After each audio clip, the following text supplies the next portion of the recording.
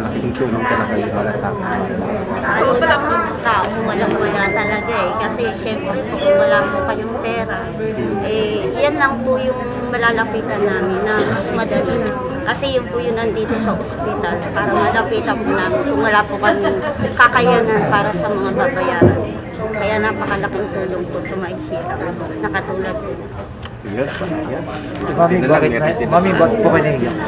Ayun po, sobrang nagpapasalamat po kay Senator Bongo kasi naano po niya tong malasakit. Sobrang the best po talaga.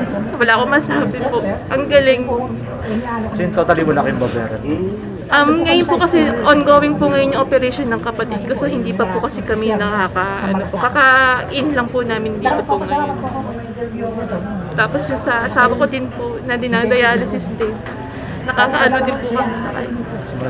Sobrang salamat. Perfect sa batas. So, napakaganda po yung batas na to. May mensahe po kayo, Senator Bongo. Senator Bongo, maraming salamat po sa pag-ano po ninyo ng malasakit. Sobrang napakamalasakit niyo po. Sobrang thank you. Mahirap na mga kababayan natin. Walang matakbuhan kung hindi tayo nasa gobyerno. Full support po ako sa programang Malasakit Center. Papasalamat po ako kay Ma'am Girlie Veloso, ang ating Malasakit Center Director. Alam niya po ang saan nag-umpisa ang Malasakit Center. Alam niya po ang problema sa baba. At papasalamat ako kay Secretary Ted Herbosa, sa lahat ng mga taga-DOH na patuloy na sumusuporta. At alam naman natin para sa Pilipino ito. Narinig ko kanina, papasalamat, sabi ko, sa inyo po yan, sa Pilipino po yan. Gusto ko lang po ibalik sa inyo sa mabilis na serbisyo. Ano talaga ako, sir, unahin ko talaga yung mga pro-poor programs na makakatulong kagad sa baba. Huwag natin pahirapan yung Pilipino. Pera naman to ng Pilipino. Balik natin sa kanila sa mabilis na paraan. So, salamat po sa lahat ng empleyado ng Malasakit Center. Habaan nyo lang po ang inyong pasyensya sa mga pasyente. Kita nyo, nakapila dyan yung isa, namatayan po kanina, nalulugot ako, kiramay tayo. At syempre may mga billing yan sa paglabas, kailangan ng tulong, nagluluksa yan, tulungan na lang natin na mapabilis yung proseso na hindi na sila mahirapan pa. At baka maayos niya yung burol ng kanyang asawa. Nagulat nga ako kanina, akala ko bakit biglang umiyak, namatayan pala ng asawa.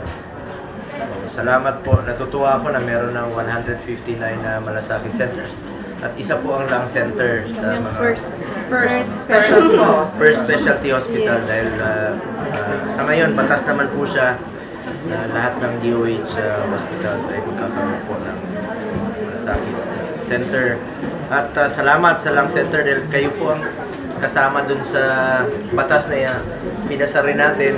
At natutuwa ako na prioridad po ni Pangulong Bongbong Marcos ang lung center. Nabanggit niya kahapon na nagdadagdag pa siya ng 139 na mga specialty centers sa buong Pilipinas at kasama ang lung center sa prioridad. Importante talaga sir ang lung center. Napaka-importante po. Ako naman bilang chairman ng Committee on Health, full support po ako parati sa programang pangkalusugan dahil naniniwala ako na ang katumbas ng kalusugan ay buhay ng bawat Pilipino. Importante, nabigla tayo nung panahon ng pandemya. Ang gusto kong pasalamatan ang lahat ng mga medical frontliners, lahat ng mga empleyado po ng lung center namin. Maraming salamat po sa inyong serbisyo. Salamat po.